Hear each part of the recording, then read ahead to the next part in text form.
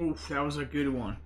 Ladies and gentlemen, gamers, this will be the very last tier list of the expansion that we're in right now, which is the Byzantine and Japanese expansion.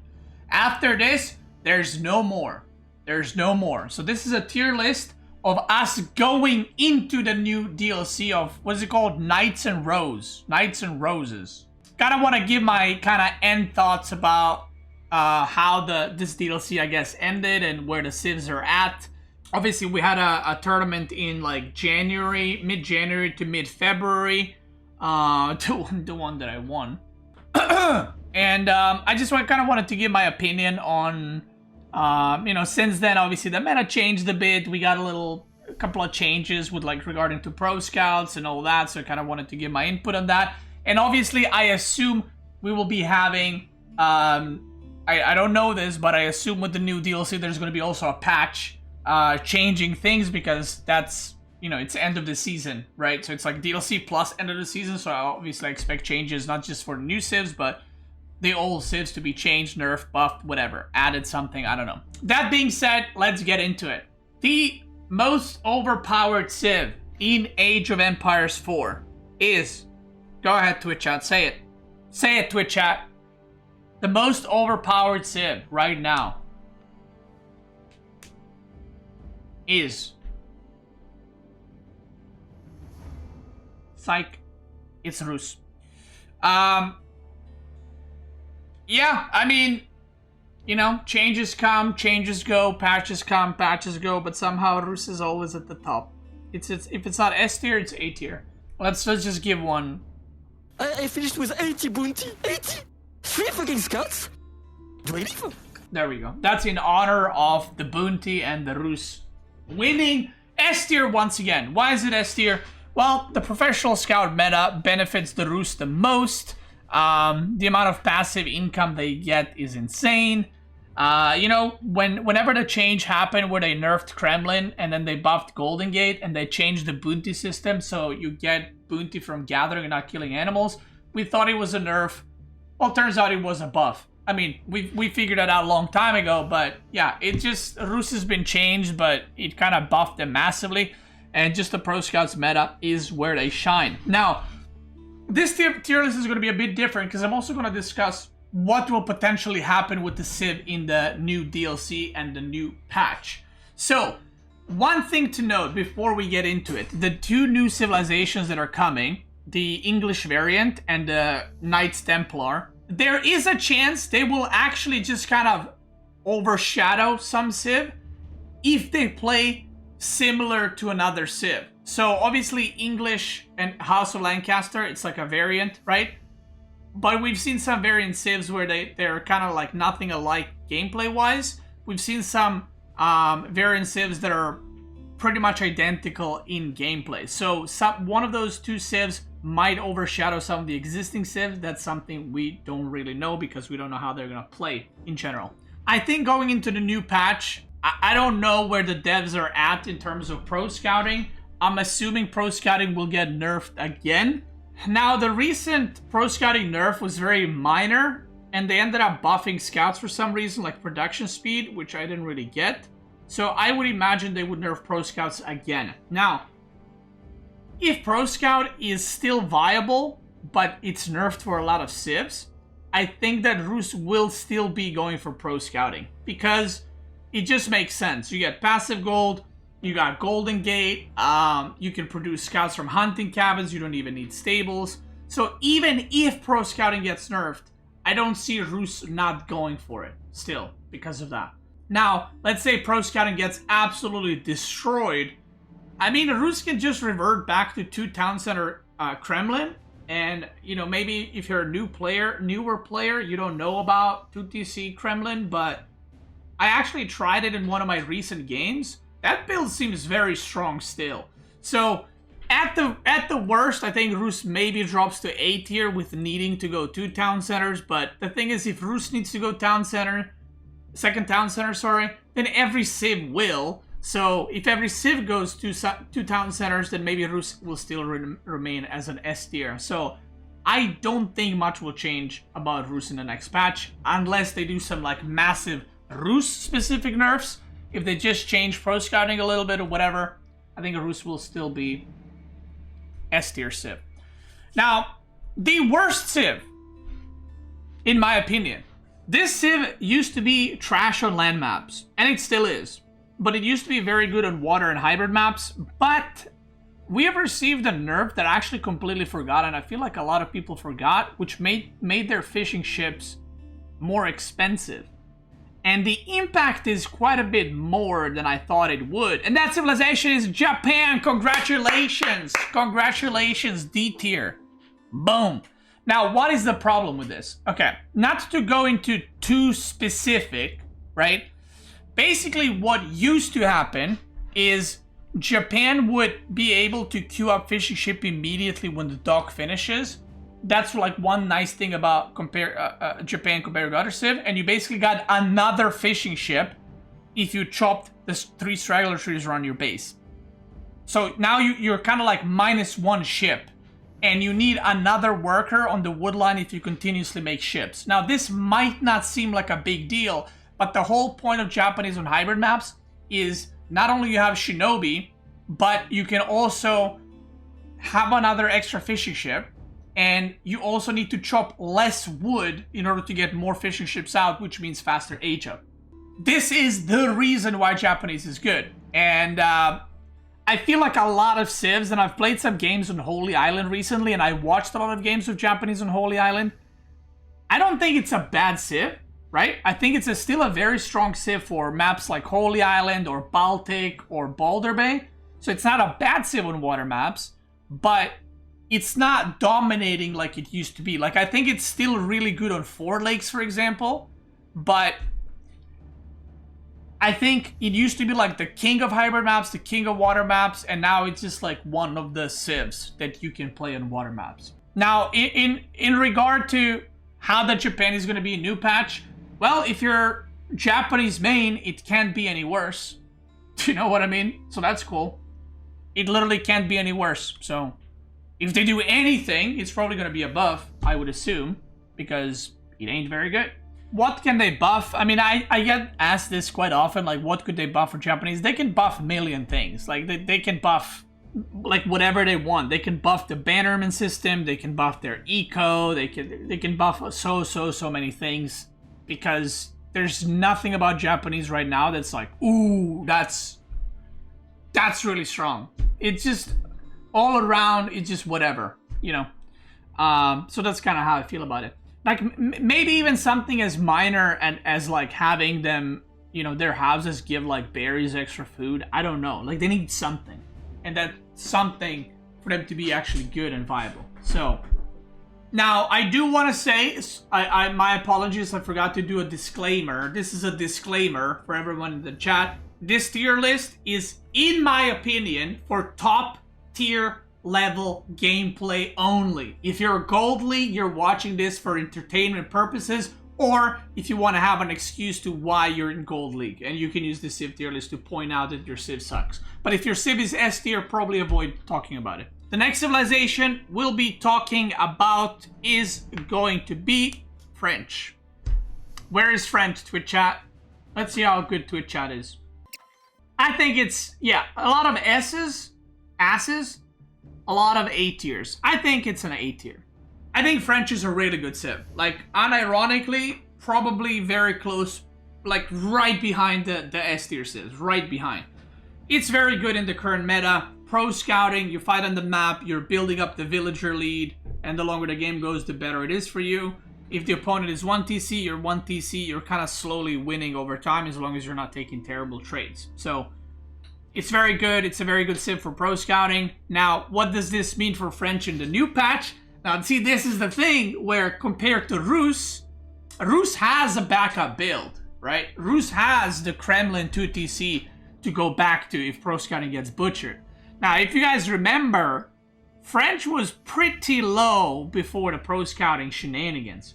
So, if pro scouting gets nerfed a bit, French is one of those Civs that will probably still do pro scouting because their pro scouting upgrade is cheaper They have stables as a landmark immediate, so you can make scouts. So it's still good.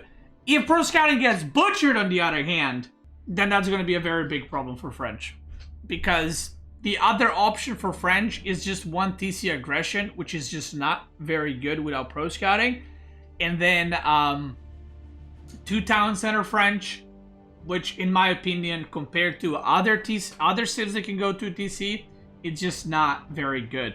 Because if you go 2 TC French against 2 TC China, they will outboom you. If you go 2 TC French against Fast Castle HRE, they will outboom you. If you go against Malian Cowboom, they will outboom you. So French is supposed to be played aggressively, and I think 2nd TC style is going to be pretty difficult to pull off. Especially if you play 2 TC French against like Byzantine all-in. Good luck defending that. So, yeah. Potentially is going to go in the new patch.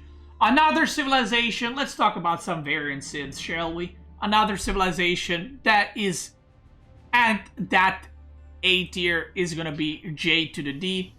Literally everything I just said about French, same with JD. JD has, I feel like, maybe a bit more potential in 2 town center than French.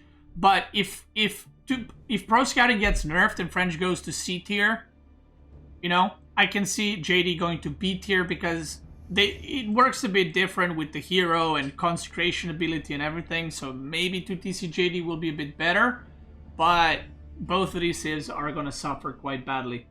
If pro scouting gets absolutely butchered, if it gets nerfed a bit, they're going to eat real good. Because if pro scouting gets nerfed for a majority of the civs, but not these 3, they're still going to be very good, right? So, yeah. The next civilization in line is going to be Holy Roman Empire. Boom. Right there. S tier. It's OP. I don't know what you want me to say. It's been OP for a while. It's still OP. It's OP. So the interesting part is both Chapel and Minework are viable for HRE.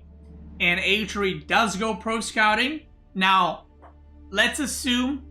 So this is an interesting thing. I know I'm gonna, like, it might look like I'm gonna say this for every civ, but I promise I'm not, okay? So it depends a lot if they nerf pro scouting and how they nerf it, right? So if they just increase costs further, these civs are fine. Because if they increase cost, HRE gathers faster, so it shouldn't be a problem. Rus has a lot of passive income, shouldn't be a problem. These guys get discounts on upgrades, shouldn't be a problem.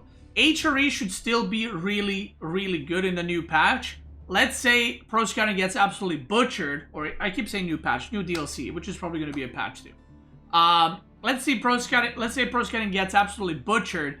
We can always go back to just the 1 TC HRE. If you guys remember, 1 TC HRE with like 8 on wood and slowly building farms around their chapel. That is probably still very, very strong. There's no reason why it wouldn't be strong because it used to be extremely strong beforehand. If pro scouting gets nerfed, I don't think HRE will suffer. There's also fast castle HRE that can be viable and playable. Yeah, the win rate for HRE dropped a lot with a new patch though. I don't care about ladder win rates. Ladder win rates to me are completely irrelevant. So for those that don't know, on ladder win rates, HRE has the worst win rate, which is insane. It just proves that people don't know how to play HRE. It's not good. HRE, for those that don't know, in tournaments is always either banned or first picked. So, and it's been like that for like 6 months now. There's a huge skill discrepancy in ladder compared to pro level play. So if a diamond player has 30% win rate with Rus, that doesn't mean Rus is bad. Next one, let's talk about Byzantine. Byzantine A tier, still a very, very good civ. Now, there's an interesting thing right now. I think that these 2 civs are first picked in tournaments or banned, whatever. And then you have like these 2, Byzantine, China, Jushi, Delhi, Malian, and people kind of pick them based on preference, I almost feel like. If you remember, my last tier list had, I think, 5 civs in S tier, 5 civs in A tier, and I feel like people juggle them and pick depending what they prefer. Now, Byzantine, I think, is still very strong. Obviously, it does not reap the rewards of pro scouting. I have tried pro scouting with Byzantine. It's just not it. if you go pro scouting, you basically don't have the oil, so it's like, what's the point of playing Byzantine in the first place? I think it's a very strong civ. Now, what's very interesting now we're entering an area where if pro scouting gets nerfed, not butchered, just nerfed or butchered, Byzantine is going to be in a very good spot, because if you're a civ that is not using a strategy that everyone else is, and then that strategy gets nerfed, then that's very good for you, right? So let's say they just nerf pro scouting, then Byzantine potentially might go to S tier, because that's just how balance works, right? So sometimes, when people say like, why is this civ this tier when last time it was like lower, when nothing changed about it? Well, sometimes the civ does not need to receive buffs in order to increase in how good the civ is. Some other civs just might be nerfed, or the playstyles might be nerfed, or the playstyles might be changed. So yeah, I can see potential of Byzantine going higher next patch if they decide to nerf pro scouting. If they don't, I mean, it's still A tier, it's still pretty good. Next civilization we'll be talking about is going to be, let's do Abbasid. Now, I can't do Abbasid that bad to put them with Japanese. I do feel like Abbasid is terrible, but it has some playability. Now, that's a pretty rough playability, but there is some playability. And there are some maps that Abbasid can be played, it can be used. And I would say it's more viable on land maps than Japanese is. So on hybrid maps, I would probably say Japanese is better. On land maps, I would say Abbasid is slightly better. I might even move it to D tier. Like, I do see it as a better civ than Japanese, but I don't think it's that much better in the first place. So we'll see where we end up going. Nah, actually, fuck it. I'm putting it in D tier. It sucks. It is better on land maps. This is better on water maps. They both suck. Again, Abbasid. So the funny thing is, if pro scouting gets nerfed, I don't think much changes for Japanese, because it just sucks on land maps. Now, on the other side, if pro scouting gets nerfed, we might be back into 2TC meta, or in meta where 2TC is viable and good again at the top level. And in that case, we might even see Abbasid go S or A tier, depending how big the pro scouting nerf is. So I think Abbasid has the most potential to go up and down, or up or down, sorry, in the newest DLC, because it is heavily destroyed by the pro scouting meta. Like, every civ can kill it like in 10 minutes. Now, another interesting thing is Abbasid is one of the civs that if you go for 2 or even 3 TC and the opponent rushes castle, you can actually fight them with feudal units into castle. So even if the meta switches to castle rushing, Abbasid is going to be okay. So it's literally dependent on if they nerf pro scouting or not, how good Abbasid will do in the next one. The next civilization we'll be talking about is going to be, I'll put Ayyubid here for now. I think Ayyubid is a decent civ. It's just in a very weird spot right now, where on some maps it's very good, on most maps it's not good. And the reason for that is, you guessed it, it's the pro scouting meta. Now, I have tried Ayyubid, pro scouting. It's not very good, because other civs just do it a lot faster. So if you do pro scouting but you're kind of behind on it already, it's not as good. But there are some maps where Ayyubid is genuinely pretty good. A lot of hybrid maps where Ayyubid is actually pretty good because of their fast age up wing. And Ayyubid has some good land maps, like King of the Hill is one I can think of. Like on Prairie, it's okay. But in general, if you play it on like Dry Arabia or something, it's so-so. But then if you get to play against French or JD, then it becomes a little bit better. So it's kind of all over the place. But if you guys remember, before the pro scouting meta, I don't know if you do remember, but Ayyubid used to be a very, very, very strong civ that was played on land maps all the time. So yeah, if pro scouting gets changed or nerfed, similar to Abbasid, they might go up quite a bit. Maybe not S tier. I don't see it S tier, but maybe it's gonna go into A tier. if the pro scouting does indeed get nerfed. Next civilization we'll be talking about is going to be Jushi's legacy. I actually don't think Jushi is on the same level as Rus or HRE. And there's a very simple reason for it. Both Rus and HRE beat it. So we're going to be putting Jushi's legacy in S-. Now, over the past couple of weeks, there's been an interesting thing happening in tournaments to which Civs players are vetoing. So I personally thought that the most deserving vetoes are Rus plus HRE. A lot of people vetoed Jushi plus Rus, and a lot of people vetoed Jushi's legacy plus HRE. So this was kind of the triangle of civs that were getting vetoed all the time. And I personally think that if the opponent has Jushi, but you have one of these two civs, you're fine. Like, you're chilling. So if you ban these two, right, and the opponent bans Jushi and HRE, you take Rus, they take Jushi, I think you're fine. But if you don't have either of these, and then opponent has Jushi legacy, then obviously you're kind of screwed, right? But then that should never happen in tournaments. So yeah, that's just kind of how I feel about it. And then I think Jushi is very good against the other civs. It has a lot of good timings, but Jushi's legacy is heavily reliant on pro scouting. Surprise, every good civ is now. And I think with the next patch, I actually had a game recently where I went 2TC Jushi's legacy, and it felt weird because I haven't done 2TC with Jushi's legacy in like months and months and months. Now, if you guys don't remember, 2TC with Song Dynasty with Jushi legacy, I mean, you get a bit of a cheaper town center, you know, you get cheaper farms. So Jushi will definitely be able to go back to 2TC meta, or even better, if you guys remember, you can actually go for fast castle with Jushi legacy. They have the fastest fast castle in the game. You can start aging up with Jushi's legacy at like 520, 525, something like that.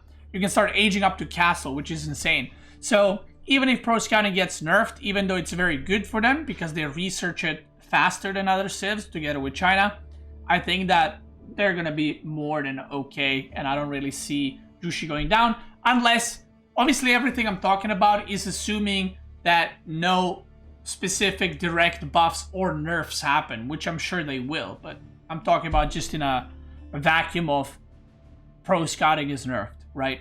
Together with China, I'm just gonna slap him right there. Same reason, same everything. They do play a little bit different. I feel like China is like less cheesy and more macro oriented because they have Barbican and they have Song and faster villager production, but I kind of put them in the same style. And interestingly enough, China also loses to both HRE and Rus. So if you have China against one of these two, good luck. But if you have China against the other ones, good luck to your opponent.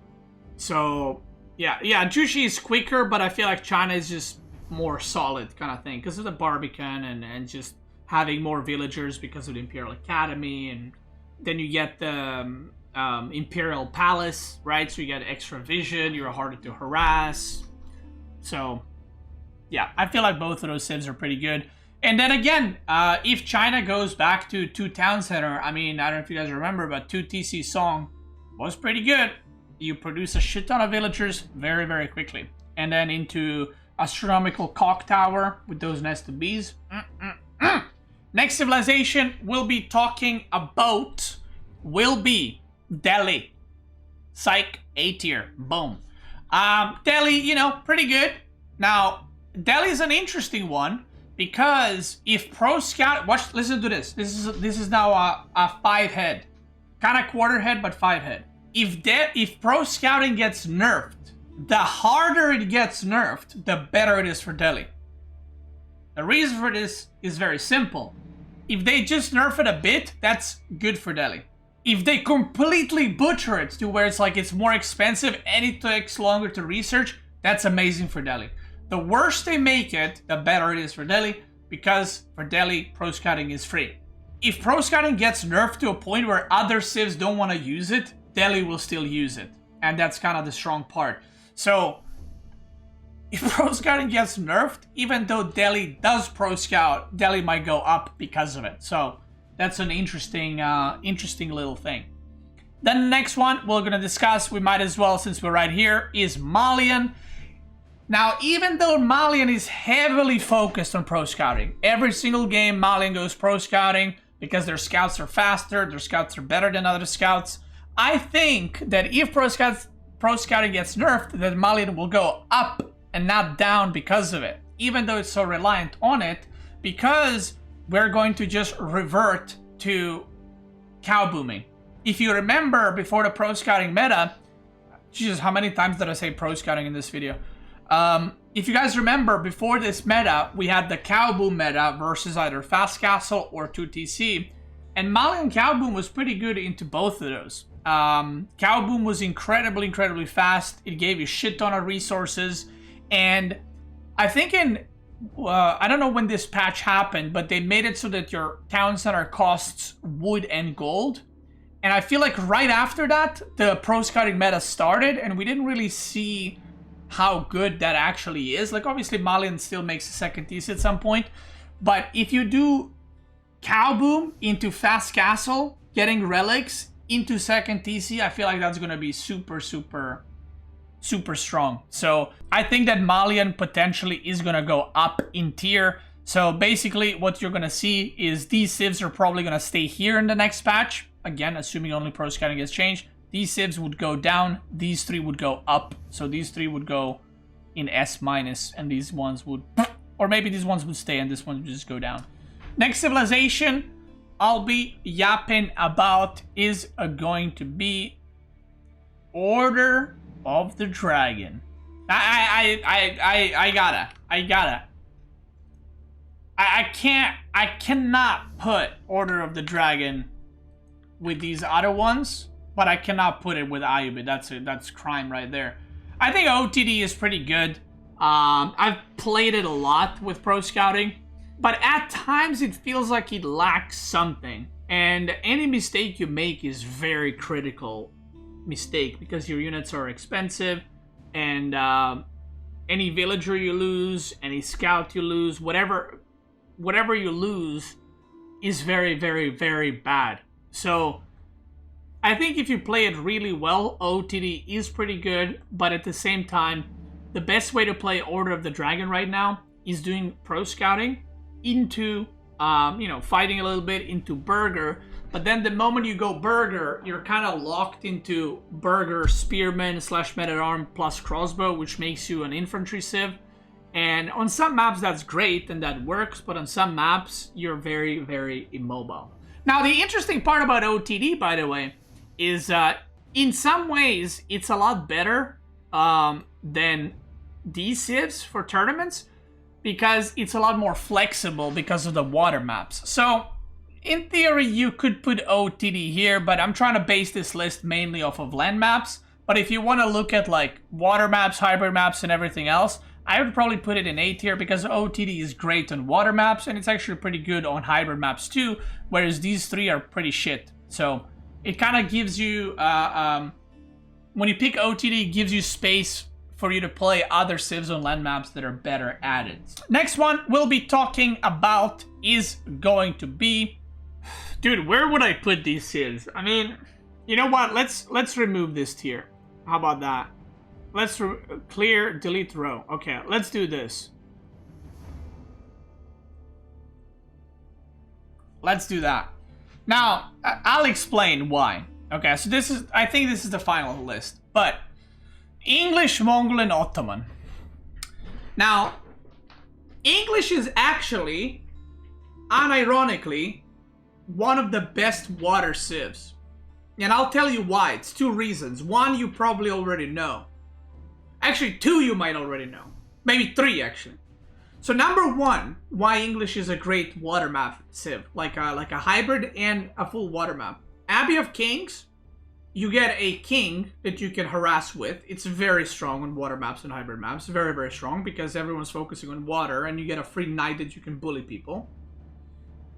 Your tower gives you attack speed for your ships, which I feel like a lot of people are not using.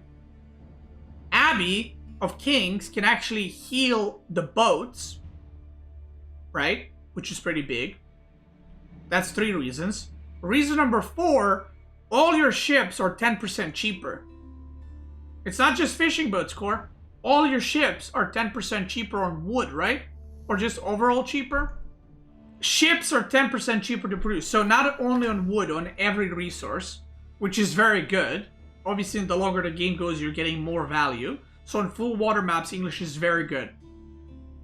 Now, what makes English very interesting is, in tournament setting, on water maps, China, Jushi, HRE are like they're the best, right? But because these civs are so good on land maps, English then becomes way better, because you don't want to use English on land maps, you want to use these guys. But if you use these guys on land, then the pool of the other civs that are played on water, like OTD, Japanese, English is suddenly very, very good. And another thing, which is why English is actually at some, like in good players' hands, if they micro well, is like broken almost, is because they have a unique upgrade that gives them +1 range on ships. Now this upgrade is very expensive, but if you manage to get it without taking any damage, you get Admiralty. Your ships have +1 range, which means with good micro, you will always shoot first. Means that your trades against demo ships are better, your trades against galleys are better, your trades against springle ships are better. And that is incredibly good buff. So for water-based only, I would probably give it like an A tier. But because I'm basing this off of, or maybe I would even give it an S- for water. But because we're basing this on land, I'm gonna give it a C tier. Why? Well, 2TC English is not good in this meta, similar to how 2TC Abbasid is not.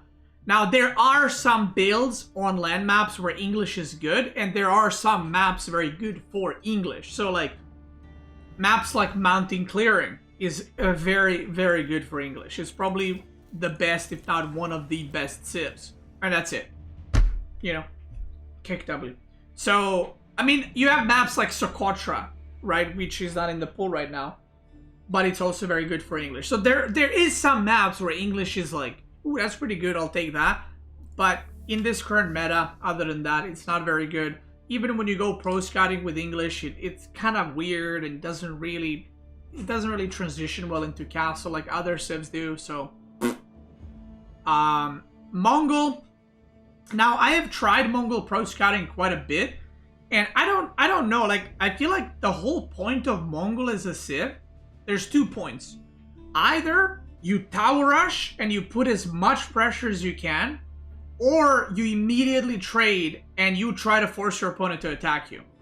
If you go pro scouting, you basically are not doing either of those things. So then you go pro scouting, opponent goes pro scouting. Let's say your opponent is HRE. HRE goes pro scouting, you go pro scouting. And now you have both 2 deer packs, and HRE will murder you in 3 minutes, right? So the point is, if Mongol goes pro scouting and the opponent goes pro scouting, you're not actually gaining anything, because your civ is just worse at that point in the game than the enemy civs. So there's no real point to do pro scouting in the first place if you're gonna come out even, right? So the best way to play Mongol is tower rushing into like super fast aggression or just super fast trading, which again, not very good right now. And then Ottoman. Now Ottoman is interesting. I still have mixed opinions on Ottoman. Some players consider it a lot higher in ranking. Like some players would even put it in A tier. Some players would put it in B tier. I am not very good with Ottoman, so I'm probably biased towards this. But there's been some players that are playing Ottoman. I know, like B, Anotan, Cat, Louis. I don't know who else, but there's probably more people. But they like playing Ottoman quite a bit, and they rate it pretty highly, and they pick it all the time. I personally don't think it's that great. And I've seen people try a lot of different things, like fast castle, fast military schools, pro scouting, and it just kind of seems ass all around. I don't know. But if you, like, Ottoman is like English. If you get to Imperial, it's great. But getting there without dying is a bit of a problem. Yeah. Now, basically, these bottom civs, I know I kind of wandered off after the Malian.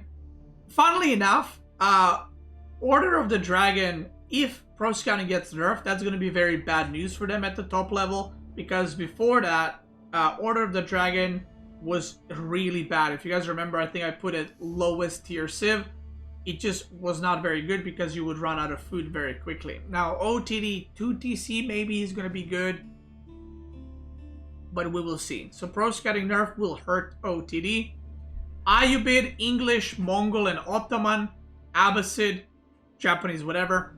If Pro Scouting does get nerfed in any way, significant or completely ruins Pro Scouting, these civs are going to benefit from it because they're not very good with professional scouting. So you might even see like a flip of civilizations in the next patch, especially if you have some like targeted nerfs or buffs for the civilizations. Which, like I said, at the beginning of every ladder season, there's a massive patch changing a lot of stuff. So that's kind of what I am expecting. That is it. If you're watching this on YouTube, I'm going to do emergency tier list a couple of days / weeks into the new DLC once I get to play the new civilization, which I'm going to be live streaming. If you're watching on YouTube, I am doing a subathon, which will most likely be starting on 6th of April. If you don't know what subathon is, I will be streaming 24/7 for probably days and days and days, playing the new civilizations, playing the new DLC. I'm gonna figure out. I'm gonna upload new videos for the new civilizations, new guides, everything you gotta know about them, and so on and so forth. So if you're watching on YouTube, this is the last tier list of this expansion. New one coming in April. YouTubers, thank you so much for watching. Twitch gamers, let's keep going.